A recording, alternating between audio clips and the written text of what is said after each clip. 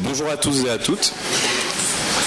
Afin de débuter ce symposium, je vous propose de faire un premier bilan des bases conceptuelles de ce qu'est la biodiversité. Ma présentation s'intitule donc « Biodiversité, du néologisme à l'idéologie ».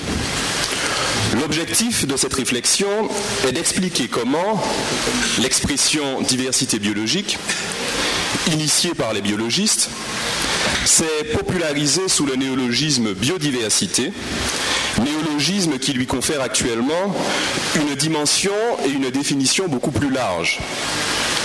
En effet, il est à constater qu'il y a un véritable flou conceptuel qui permet d'interpréter la biodiversité comme étant une véritable idéologie. Rappelons que, comme l'écrit Jacques Blondel en 1995, le mot biodiversité s'apparente à une coquille vide où chacun y met ce qu'il veut. Afin de proposer une perception qui soit compatible avec le volume et la forme de la coquille, pour faire référence aux propos de Jacques Blondel, je propose de faire dans un premier temps un bilan de quelques-unes des définitions principales de la diversité biologique.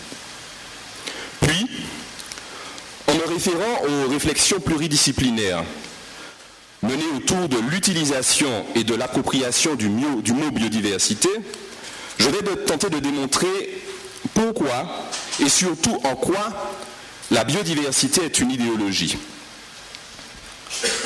Afin d'appliquer mon analyse, j'ai choisi d'illustrer mes propos en me référant plus particulièrement à des exemples pris dans les Petites Antilles et notamment à la Martinique. La première question est donc la suivante. Qu'est-ce que la diversité biologique ? En 1987, l'OTA a défini la diversité biologique comme étant la variabilité et la variété parmi les diverses formes de vie et dans les complexes écologiques dans lesquels elles se rencontrent. En 1980, McNally précise cette définition en citant les groupes d'êtres vivants et les complexes écologiques auxquels elles se rapportent.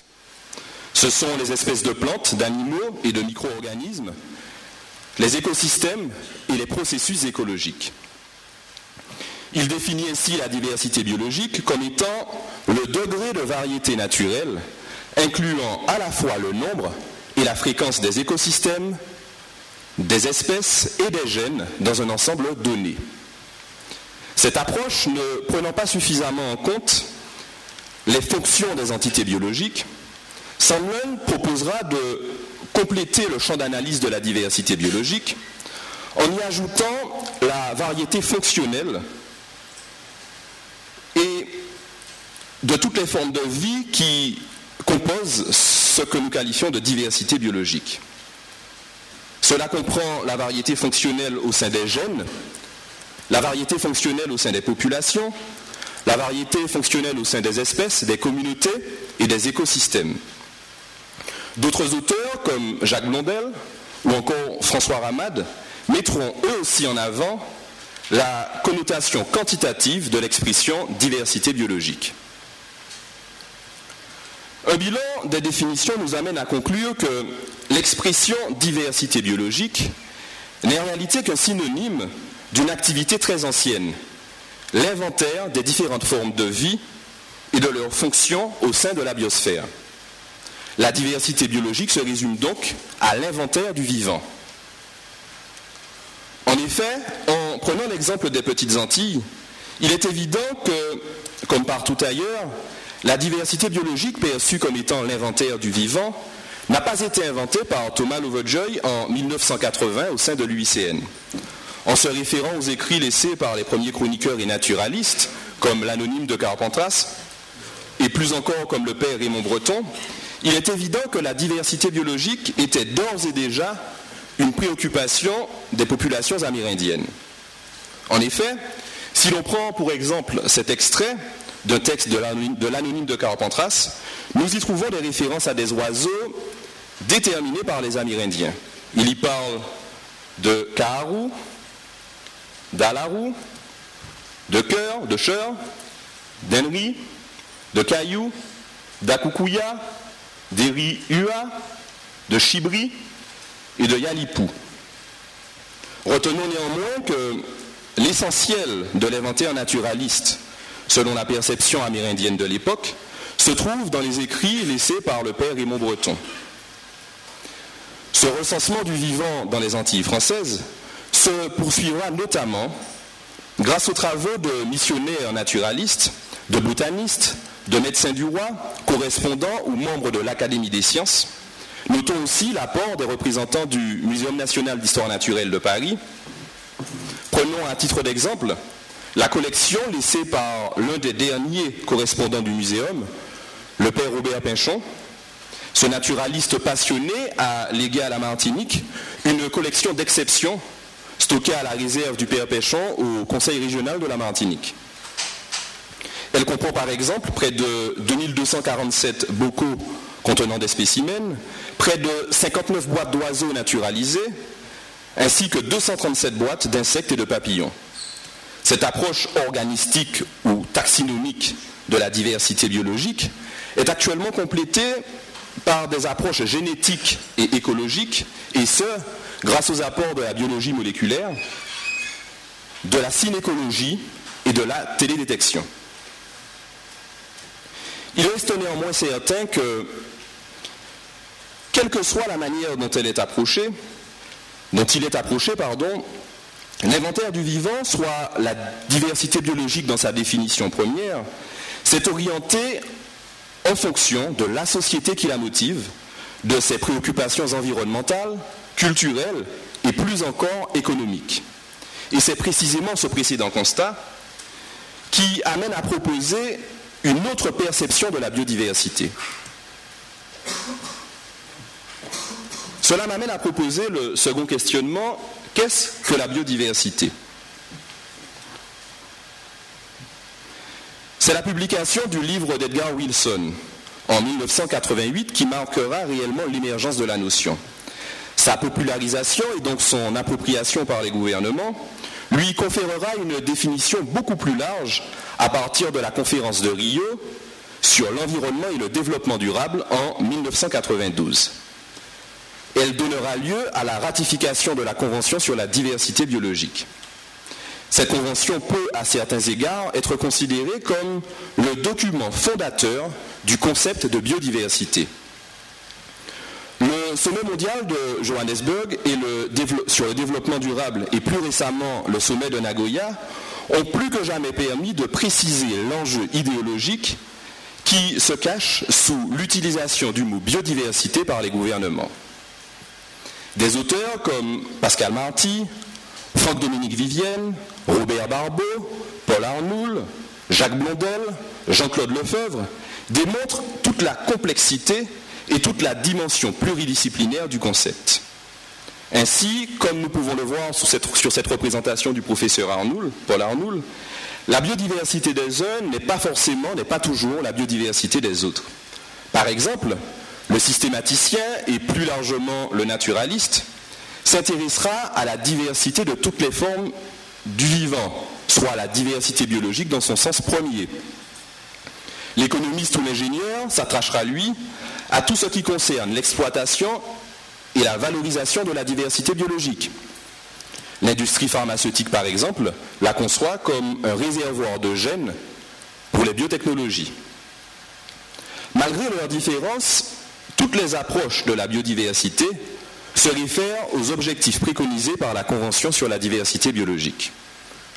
La conservation de la diversité biologique, la gestion durable de ses composantes et le partage juste et équitable des bénéfices provenant de l'utilisation des ressources génétiques. La biodiversité suggère donc une prise de conscience des effets négatifs de la dégradation de la nature sur le bien-être de l'humanité.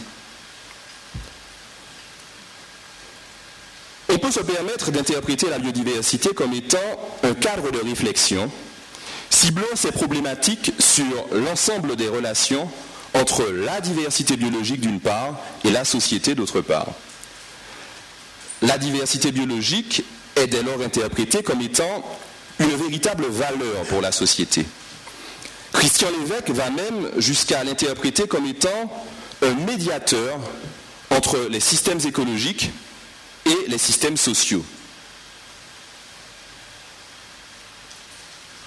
En tant que valeur, la conservation de la diversité biologique, la gestion durable de ses composantes et le partage juste et équitable des bénéfices provenant de l'utilisation des ressources génétiques est justifié par la société en se fondant sur des considérations éthiques qui peuvent être qualifiées d'anthropocentristes, de biocentristes ou encore d'écocentristes.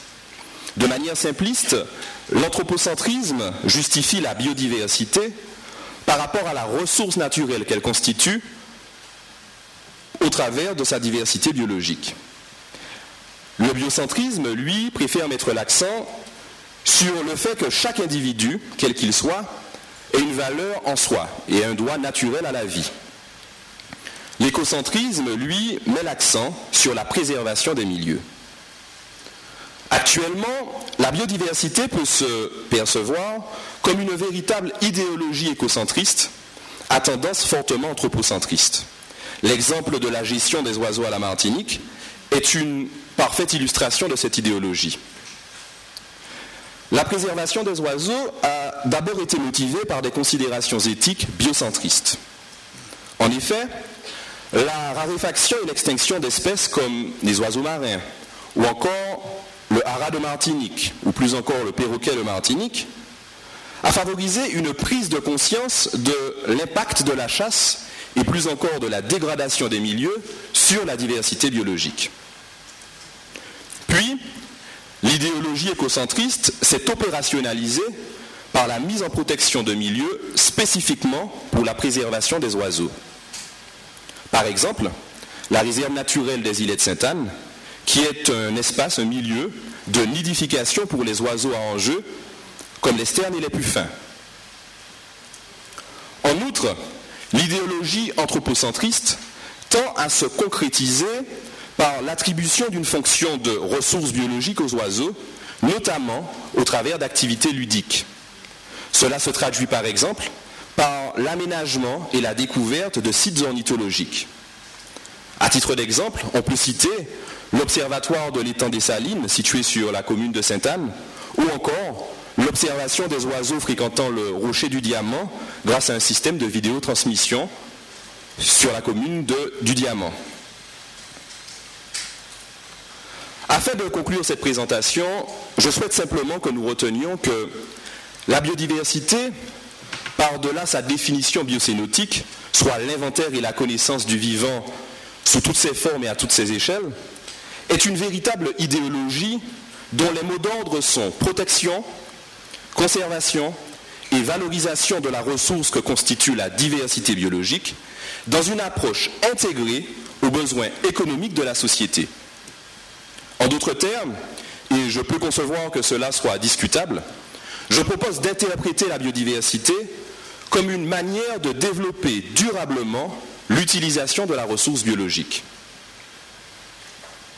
Devant cette complexité qu'est la biodiversité, je terminerai ma présentation en invitant l'ensemble des participants à profiter des diverses communications qui vous seront faites durant ce colloque pour répondre à l'une des questions qui, à mon sens, permettra de faire de la biodiversité une réalité. Et je vous la soumets. Quelle est ma biodiversité ? Je vous remercie de l'attention qui m'a été portée.